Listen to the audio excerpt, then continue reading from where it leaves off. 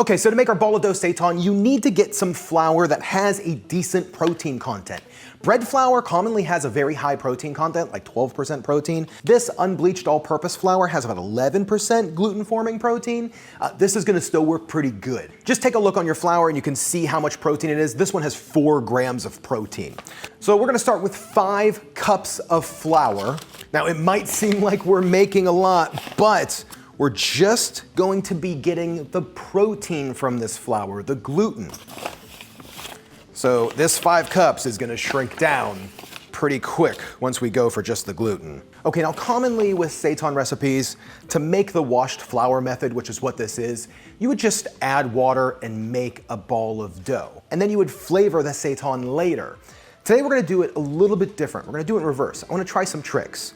Now, one thing about gluten strands is it doesn't naturally want to form. That's why you need your gluten. Essentially, you're forcing the water into the flour and then making those gluten proteins that are all floating around bloop, link together. Now, if you've ever added a little bit of salt to your dough ball after you start forming it, you would literally see it, whoop, shrink, it'll contract. That's because salt will kind of make gluten form on its own. It'll help gluten kind of create those bonds without needing to knead it any extra.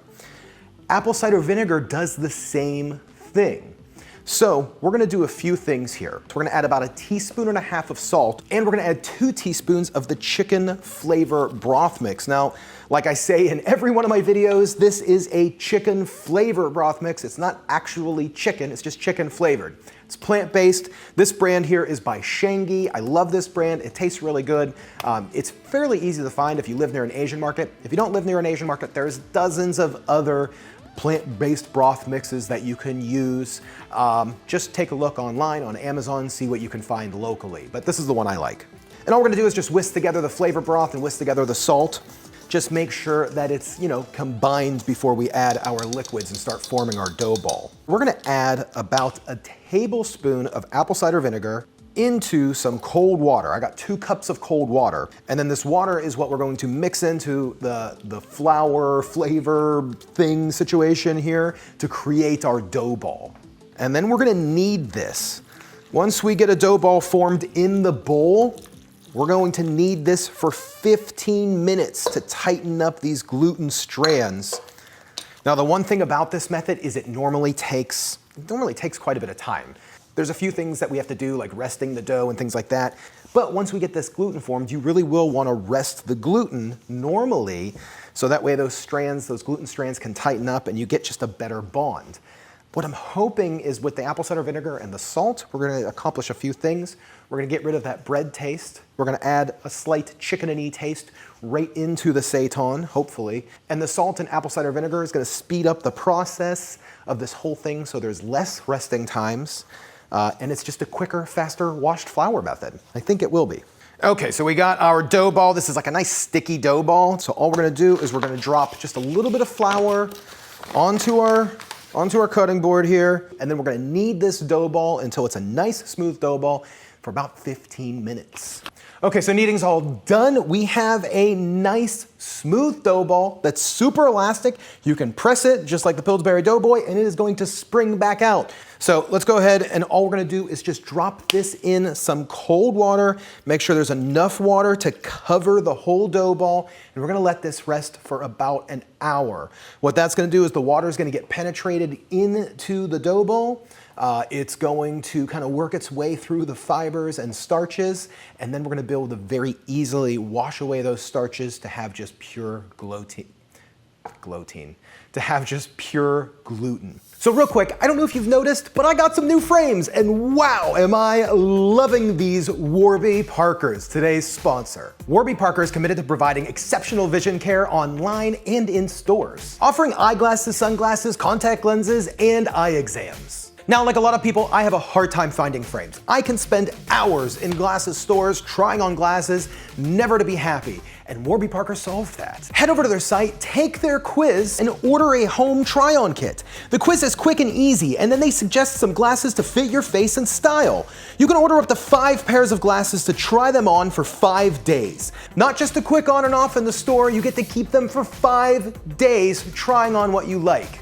And the best part is they're super affordable. Their eyeglasses start at $95, including the prescription lens. I mean, that's amazing. There's no obligation to buy. The try-on kit ships for free, and they give you a free prepaid shipping label to return the glasses that you're trying. I mean, they just make it so easy.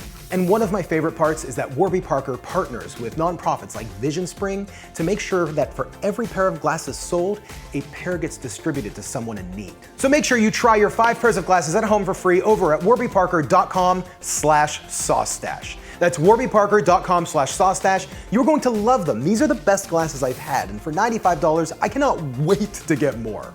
I ended up purchasing the Bensons. I love these glasses. I mean, Warby Parker, it's just so great. Okay, so this is rested. It's gonna be amazing. You can see when it's rested, when you press on it, you'll see some of the starches kind of press out. The dough is not springing back to its normal springiness. Those glutens are formed, but there's a bunch of water in here. So now at this point, all we're gonna do is just knead this dough ball into the water. You can see here's the dough ball here, and it is just a wet dough ball, but that white that's coming off is all of the wheat starch. So all we're gonna do is just knead this down in this bowl. This water is gonna turn very milky, very milk white.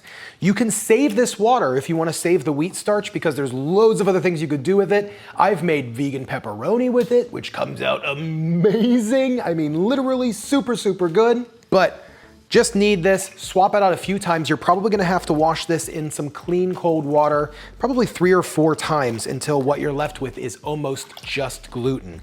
Okay, so now that we've washed this all out, you can see there's still some starches left. It's still leaking a little bit of white, but not that much. So to flavor this, you can use more of your broth mix, or you can use like a poultry seasoning. Poultry seasoning doesn't contain any poultry. It's just a seasoning that you would commonly put on poultry. And anybody knows that most flavors, when you think about steak or chicken or fish, you're not really thinking about the flavor of the steak, the chicken, or fish. You're thinking about the things that you flavor the steak and chicken and fish with. So I'm just gonna sprinkle just a touch of, I was gonna sprinkle just a touch on there, but we're gonna be able to just mix all of that in. I know better, I should have used like a spoon or something. But all we're gonna do is just knead this seasoning right into the chicken. This is gonna really season this up. I'm calling this chicken, but gluten. And really, once we get to a point, I'm just gonna start stretching this and pulling it over to get more of those gluten strands kind of tied together to form a really nice, cool, chicken-like consistency. Okay, so once you have this kneaded together, it's gonna take a few minutes, 5-10 minutes to knead this together. We're just gonna heat up some olive oil into a skillet. We're gonna heat it on a fairly low heat. The thing with gluten is if you cook it too fast, it's gonna bubble up. And you don't want bubbles in your meat. I've never had chicken with bubbles in it. So, we want to cook this on a low heat for about 15 minutes. We're gonna brown all sides. That's all you have to do is just brown all sides in the oil. Once that's browned, you can throw in a little bit of broth, water, vegetable oil, maybe like a tablespoon. That's about it. Keeping it on that low heat, covering it up, and letting it simmer for about another 15 minutes until it's fully cooked through. At this point, you can flavor it exactly how you want. All I'm gonna do is a little bit of soy sauce. I'm gonna toss in a little bit of agave, some vinegar. Black vinegar is gonna really give it a nice meaty taste. Look at this, look at the way that it simmers up. It is so meaty. This is one of the quickest, best washed flour, make any meat from a dough ball, chicken that you're gonna try. I'm so excited for y'all to try this one. Baby, look at this. It looks awesome. I'm excited to try it. Looks so good. It looks really so good. Let's give this a try. Okay. I'm gonna grab a piece. I'm telling you right now, just looking at the texture of this, it looks like chicken. It does. Okay. Yeah. Cheers. Cheers. Boom. That's really good. It's really good. So, it's definitely got like almost like a sweet and sour flavor. Yeah.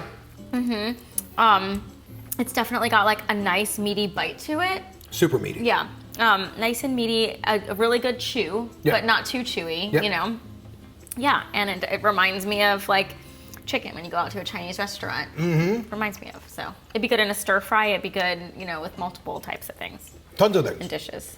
One, I think the salt that we added did definitely help bring this down and make it more meaty. I added salt to it. That's gonna kind of make it like denser. I also think the salt and the apple cider vinegar making that more dense Kind of helped a lot of the flavors kind of get sucked into it because it's super, super flavorful. This is probably one of the best seitons that I've made. In my opinion, I think this is the best, and it's one of the quickest. This is really good. I mean, it's hard for me to compare because everything that you make is really good, especially like the seitan. But this is definitely, like, I'm really enjoying this. I feel like it definitely has like a nice bite to it. Yeah. Even like the outside of it, it has a nice crisp to it, but not too much, you know, just like perfect. Yeah. Well, that's it. This is our lunch. Awesome. I'm enjoying it. Yeah. Yeah. Oh yeah.